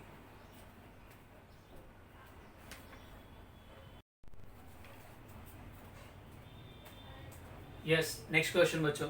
क्या बोला है यहाँ पे, ध्यान देना, बहुत ही अच्छा क्वेश्चन है. थोड़ा The given figure shows a aluminium wire and a steel wire. Okay, aluminium wire is 60 centimeter long and steel wire is 80 centimeter long. They are stretched between two fixed supports. मतलब confirm है, यहाँ पे notes मिलने वाला है. The tension produces 40 Newton in entire gauge. ठीक है ना बच्चों? ओके, जब मोटा वायर रहेगा ना, एकदम मोटा, जब एरिया ऑफ क्रॉस सेक्शन बड़ा रहेगा और मास भी बहुत, ये मास कैसे है देखा जाएगा तो देखो ना, मास यूनिट लेंथ 7 ग्राम पर centimetre cube. Clear with this? Okay, इसका मास ऑफ वायर भी बहुत ही कम है, बराबर है. ओके, बट वो जब केजी नॉल में रहेगा ना, तब हम क्या करते हैं, डिफरेंट टेंशन लेते हैं. एवरी पॉइंट पे टेंशन अलग अलग है. अब यहाँ पर हम ये अज्यूम करेंगे सब पॉइंट पे टेंशन क्या है, सेम. ठीक है. The tension produces 40 Newton. The cross sectional area of steel wire का जो cross section area that is 1 mm square and that of aluminium wire is 3 mm square. What could be the meaning frequency of tuning fork? Tuning fork का क्या meaning frequency होगा? Okay, which can produce stationary wave, that is standing wave in the system with a joint. यहाँ पे हमें क्या मिलना चाहिए, node मिलना चाहिए. डेंसिटी दी है, ट्यूनिंग फॉर्क लाया, यहाँ पे रखा, इट स्टार्ट्स रेजोनेंट, और ये क्या होगा बच्चा, यहाँ पे स्टेशनरी वेव बन रहा है. अब स्टेशनरी वेव बन रहा है ना बच्चा, तो उन्होंने कहा है कि यहाँ पे नोड बनना चाहिए. अब ये भी यहाँ पे भी नोड मिलने वाला है, यहाँ पे भी नोड मिलने वाला है, यहाँ पे भी नोड मिलने वाला है. तो कन्फर्म है मुझे कुछ यहाँ पे इस तरीके से ऐसा कंसेप्ट चलेगा. सपोज यहाँ पे इतने लूप्स बन रहे और यहाँ पे इतने लूप्स बन रहे, तो मुझे नहीं पता कि यहाँ पे कितने लूप्स बन रहे, मैंने तो ऐसे अज्यूम कर रहा हूँ. सपोज यहाँ पे अगर P लूप्स बन रहे इन दिस केस, तो वहाँ पे कितने लूप्स बन रहे, Q लूप्स बन रहे सपोज. तो अगर हम ये ले रहे हैं कि स्टील वायर में P लूप्स बन रहे, तो वो P हार्मोनिक में वाइब्रेट कर रहा है, तो उसके लिए n का वैल्यू क्या होगा, P/12 under root of T/n, T/μ. ये सब किसके लिए, स्टील के लिए, लेंथ ऑफ स्टील. अब यहाँ पे एरिया दिया और डेंसिटी दी है, म्यू नहीं दिया. मैं म्यू को एरिया इंटू डेंसिटी पे लिख सकता हूँ ना? हाँ सर, क्योंकि म्यू का मतलब क्या होता है बेटा, mass per unit length, that is volume into density multiply by length upon, sorry, mass मतलब volume into density upon length, volume मतलब area into length into density upon length. हम उसको एरो लिख सकते हैं. सो दिस इज NP का जो value होगा that is P/2L and this frequency, ये जो वायर का फ्रीक्वेंसी, ट्यूनिंग फॉर्क का फ्रीक्वेंसी क्या है बेटा, सेम है. समझ रहा है ना? क्योंकि जिस फ्रीक्वेंसी से हम ट्यूनिंग फॉर्क ने इसको फ्रीक्वेंसी दिया, तभी ये लोग क्या करने का चालू किया, वाइब्रेट करने का चालू किया है ना. तो इनका फ्रीक्वेंसी मतलब स्टील का फ्रीक्वेंसी, ट्यूनिंग फॉर्क का फ्रीक्वेंसी सेम, या तो एल्यूमिनियम के फ्रीक्वेंसी, बिकॉज एल्यूमिनियम पे क्या होने का स्टार्ट हो रहा है, रेजोनेंस. मतलब ट्यूनिंग फॉर्क ने अपना फ्रीक्वेंसी एल्यूमिनियम को दिया और वो एल्यूमिनियम की नेचुरल फ्रीक्वेंसी के बराबर है. अब कौन से फ्रीक्वेंसी, फर्स्ट के बराबर, सेकंड के बराबर, थर्ड हार्मोनिक के बराबर, वो पता नहीं है, but it starts vibrating with maximum resonance, मतलब मैक्सिमम एम्पलीट्यूड, बराबर है मतलब रेजोनेंस में. तो ट्यूनिंग फॉर्क का फ्रीक्वेंसी या तो स्टील के फ्रीक्वेंसी से इक्वल है या तो एल्यूमिनियम के फ्रीक्वेंसी, मतलब बट ऑफ दोनों के फ्रीक्वेंसी से इक्वल है. ये याद रखने का मतलब ये लोग क्या कर रहे हैं, कोइंसाइड कर रहे हैं. मैं कोइंसाइड के कंसेप्ट नहीं सिखा रहा हूँ, मैं सिर्फ बेसिक पीथ हार्मोनिक की बात कर रहा हूँ. टेंशन तो हम लोग को पता है, ठीक है ना, दैट इज इक्वल टू क्या है बेटा, टेंशन कितना दिया, yes yes yes yes yes yes, बोलो बच्चों, TS ले लेते हैं. और यहाँ पे area of steel multiply by density of क्या लेंगे हम लोग, स्टील. क्लियर है? पक्का? ओके, दिस इज P/12 का वैल्यू. अब क्या करेंगे हम लोग, कौन से वायर की बात करेंगे, एल्यूमिनियम वायर. तो सेम यहाँ पे N, यहाँ पे Q लूप्स मिल रहे हैं. अगर एल्यूमिनियम में हम लोग को Q लूप्स मिलेंगे, कितने लूप्स मिलेंगे, Q. So Q/2 length of aluminium under root of tension in the wire on aluminium. तो NQ का वैल्यू क्या होगा, Q/2LA into under root of T. बराबर है? यस यस यस, बोलो बोलो, come on tell. Area of aluminium multiply by density of aluminium. Okay, so अब क्या हो रहा है, ट्यूनिंग फॉर्क अपना नेचुरल फ्रीक्वेंसी इनको भी दे रहा है और इनको भी दे रहा है. मतलब इसका pith overtone, sorry pith harmonic of steel, pith harmonic of steel, it coincides with qth harmonic of aluminium, and that is nothing but equal to frequency of tuning fork. And that is nothing but frequency of, this is frequency, किसका frequency है, frequency of tuning fork, because tuning fork को जब हमने लाया यहाँ पे रखा तो ट्यूनिंग फॉक की वजह से ये लोग क्या करने के चालू हो गए, वाइब्रेट करने के चालू हो गए। तो ट्यूनिंग फॉक ने अपने फ्रीक्वेंसी स्टील को भी दिया और एल्यूमिनियम को भी दी है। ओके, अभी ट्यूनिंग फॉक के हिसाब से क्या पता स्टील पीथ हार्मोनिक में वाइब्रेट कर रहा है और एल्यूमिनियम क्यूथ हार्मोनिक में वाइब्रेट कर रहा है। क्लियर विद दिस, मतलब ट्यूनिंग फॉक का frequency pith harmonic of steel या तो क्यूथ हार्मोनिक ऑफ एल्यूमिनियम। ओके, मतलब ये लोग क्या कर रहे हैं एक दूसरे के साथ कोइंसाइड कर रहे हैं। क्लियर है, तो दैट इज दोनों को इक्वेट कर लेते हैं। So P upon 12 length of steel multiply under root of tension in the steel upon area of steel density of steel is equal to Q upon 12 of aluminium tension into area of aluminium density of aluminium। ना tension तो same ही है यहाँ से लेके यहाँ तक, because ये वायर बहुत छोटे छोटे हमने अज्यूम करके रखे। क्लियर विद दिस, मतलब उनका मास बहुत कम है, ठीक है ना बेटा। तो ये पॉइंट से पॉइंट तक का टेंशन हमने क्या किया, अज्यूम किया सेम ही है। जब मोटा वायर होगा ना बहुत मास वाला तो हम लोग टेंशन लग लेते हैं। That is equal to so P upon Q, ये 2 ने 2 को मार्क दी, ये L उधर जाएगा, length of steel upon length of aluminium मिलेगा। यस सर, ओके, ये रूट में उधर जाएगा, area of steel density of steel length of, okay, area of aluminium density of aluminium that is equal to length of steel. चलो जो जो value दी है put कर लेते हैं। स्टील का लेंथ कितना है 80 upon length of aluminium 60। Sir centimetre में चलेगा, 80 अपॉन 100 60 अपॉन 100, तो अपॉन 100 कैंसिल ही होगा। Under root of area of steel is given as 1 mm, 10 to the power -3, density of steel is 7.8 whole divided by area of aluminium is 3 into 10 to the power minus कितना 6 ग्राम millimetre में, और ये कितना है 2.6। तो इसको भी कन्वर्ट करो चलेगा, बाबा रेशियो है ना वो कैंसिल ही होने वाला है, ठीक है। ये एरिया ना mm² -6 आएगा, वो कैंसिल ही होने वाला है। आप इधर 10 to the power माइनस जो भी लिखोगे और यहाँ पे भी ग्राम पर सीसी को कन्वर्ट करोगे ना kg पर, तो 10 to the power +3 आता है, तो वो दोनों कैंसिल ही होने वाला है। अब ये गया 3 into 2.6 इज 7.8, ये चला गया तो कितना मिला यहाँ पे 8/6, तो that is P upon Q का वाले कितना मिला 4/3, that's it. That means P का वाले कितना लेंगे हम लोग 4 एंड Q का वाला कितना होगा 3। मतलब जब ट्यूनिंग फॉर्क अपने फ्रीक्वेंसी इनको दे रहा है तो steel is vibrating in 4th harmonic and aluminium is vibrating in 3rd harmonic, that's it. तो बेसिकली हम लोग को n चाहिए, तो n का कितना आएगा P upon 12 under root of steel की बात करोगे तो सब स्टील का पुट करो, density of steel, that's it.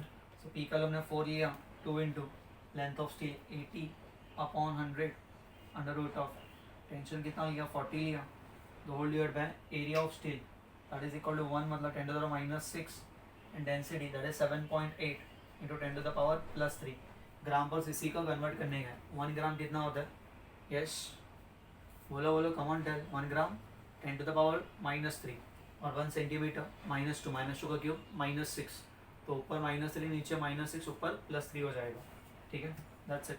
So basically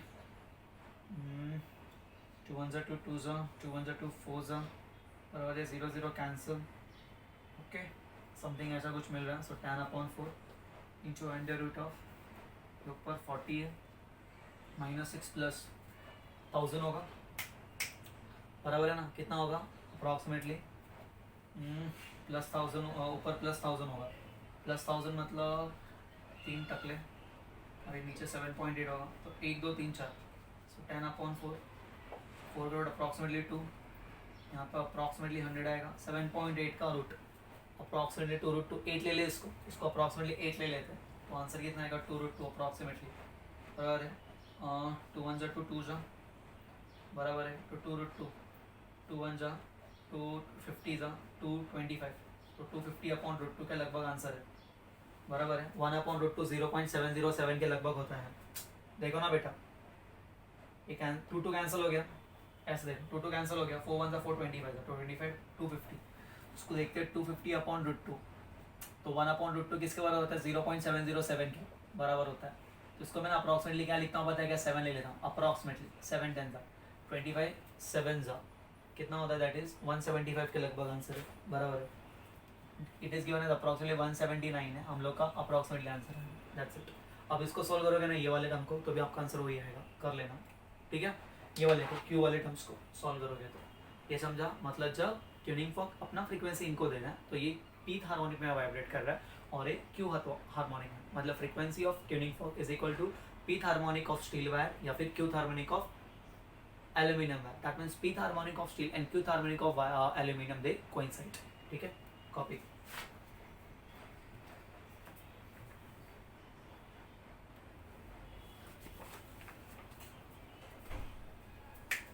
mark this question and important, very important. क्या बोला है, कंसेप्ट देखना बेटा।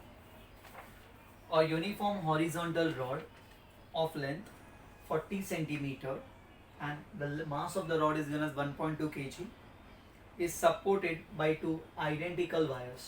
जो वायर यहाँ पे है, the same wire is over here. Where should be a mass of 4.8 kg be placed on the rod so that the same tuning fork जब आप यहाँ पे लेके गए और यहाँ पे रखा तो ये फर्स्ट मोड में वाइब्रेट कर रहा था, और वही जब ट्यूनिंग फॉर्क आप यहाँ पे लेके गए और यहाँ पे रखा, बराबर है, on the right it vibrates into first overtone. Now basically अगर हम ये स्ट्रिंग की बात करेंगे तो लेट यहाँ का टेंशन T1 होगा, यहाँ का टेंशन T2 होगा, बराबर है बच्चों, क्लियर है।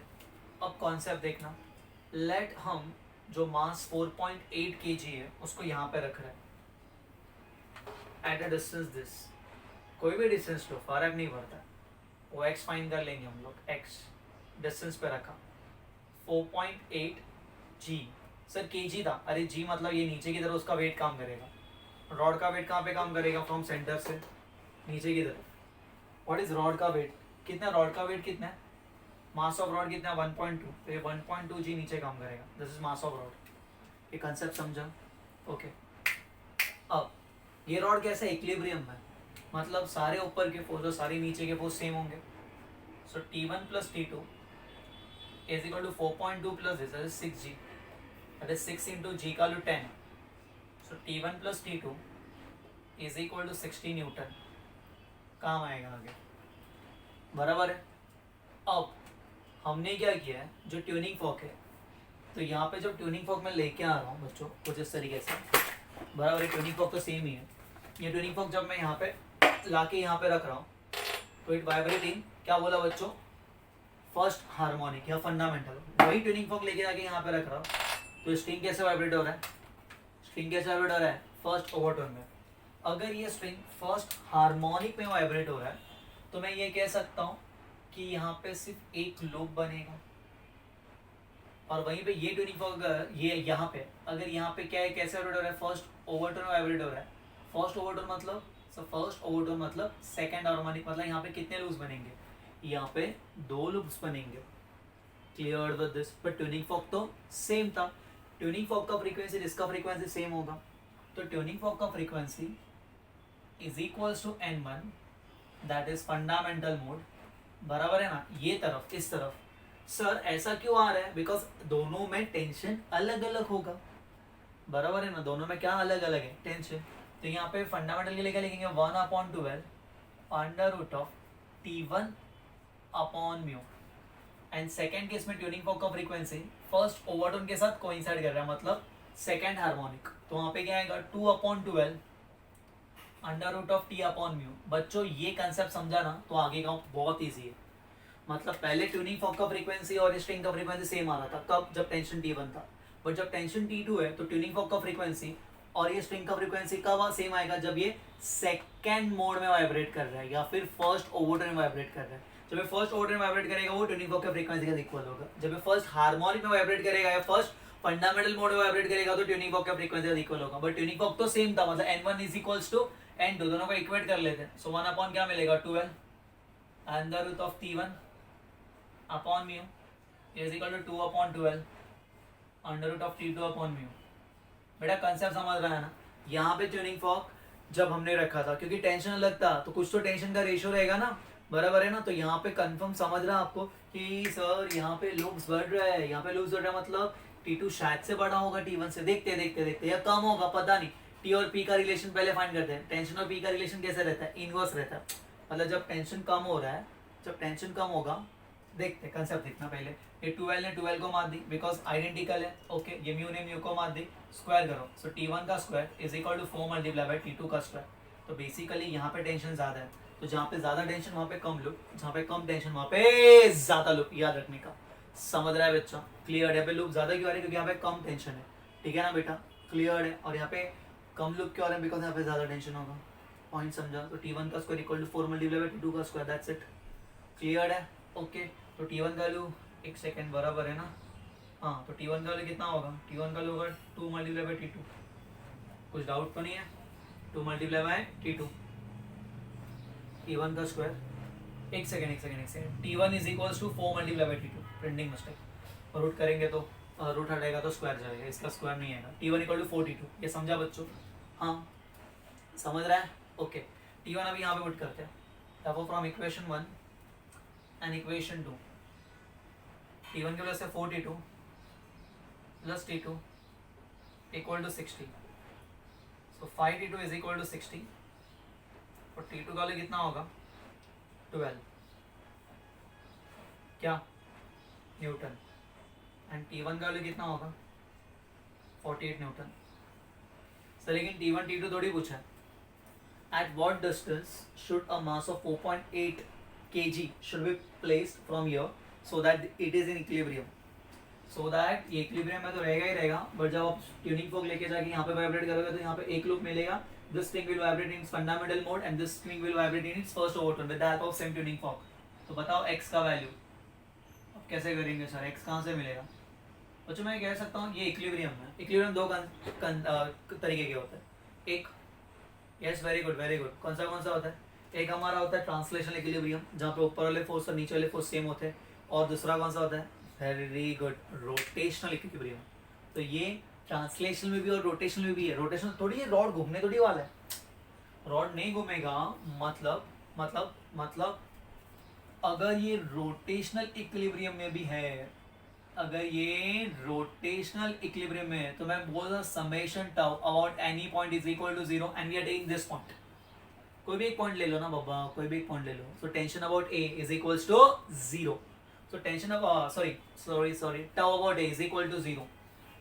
tau about a is equal to 0. tau मतलब force into perpendicular distance। अब देखो, अब ये पे about a की बात हो रही है ये पॉइंट पे, तो ये क्या चाहेगा? ये ऐसे जाएगा, इसको इस तरीके से घुमाना, ये चाहेगा इसको इस तरीके से घुमाना, और ये चाहेगा इसको इस तरीके से घुमाएगा। तो सो ये कौन से टव है? ये चाहते हैं क्लॉकवाइज घुमाना और ये चाहता है एंटी क्लॉकवाइज घुमाना। तो clockwise tau is equals to anti clockwise tau. तो देखो ना, this is 4.8 multiply by x plus इसका मास कितना है? 1.2 बराबर है फोर्स है ना, तो पहले उसको 10 से मल्टीप्लाई करो तो कितना होगा? 48 इंटू एक्स प्लस इसका मास कितना है? 12, 10 से मल्टीप्लाई करो। फोर्स बनाना है इसको, ये F1 ले लेते that is equal to 48 newton, इसको F2 ले लेते that is equal to 12 newton, g से मल्टीप्लाई करना है। Okay, so 48 into x plus 12 multiply by what is this distance? अगर ये पूरा 40 सेंटीमीटर है तो ये कितना होगा? 20 सेंटीमीटर, 20/100 इज इक्वल्स टू ये T2 क्या चाहेगा? कैसे घुमाना? T2 ऐसे घुमाना चाहेगा। So clockwise tau is equals to anti clockwise tau. तो T2 मल्टीप्लाई बाय यहाँ से लेके यहाँ तक का डिस्टेंस कितना टोटल? T2 का 40 सेंटीमीटर, मतलब 40/100, दैट्स इट। तो 48x इज इक्वल T2 का वैल्यू पुट करो, T2 वैल्यू 12 है। So 12 into 40 upon 100 minus 12 into 20 upon 100, ये प्लस वहाँ पे माइनस होगा। So 48x is equals to 12 upon 100 common, this 40 minus 20 that is 20, ये 0 ने 0 को मार दी, बराबर है। So 48x is equal to 24 upon 10, 24 मतलब 24 2 सा, तो x का वैल्यू कितना होगा? that is equal to 1 upon 2 into 10। लेकिन ये मीटर में, अगर सेंटीमीटर में कन्वर्ट करना है तो ऊपर क्या करेंगे बेटा? 100 अपॉन 2 मल्टीप्लाई बाय 10, 0 गया 5 centimetre. So we should place this 4.8 kg का जो वेट है, 4.8 g मतलब उसका फोर्स नीचे लगेगा। 4.8 kg का जो वेट है वो हम 5 सेंटीमीटर की दूरी पे रखें from A, so that it is in equilibrium, so that जब ट्यूनिंग फॉर्क यहाँ पे ट्यूनिंग फॉर्क एक लूप देगा तो वही ट्यूनिंग फॉर्क यहाँ पे 2 लूप्स देगा। क्लियर है? कुछ डाउट है यहाँ पे? कंसेप्ट समझा सब किस तरीके से करना है, ठीक है। और यहाँ से पूछा रहेगा तो ये 5 है तो ये कितना होगा 35, ठीक है। कॉपी।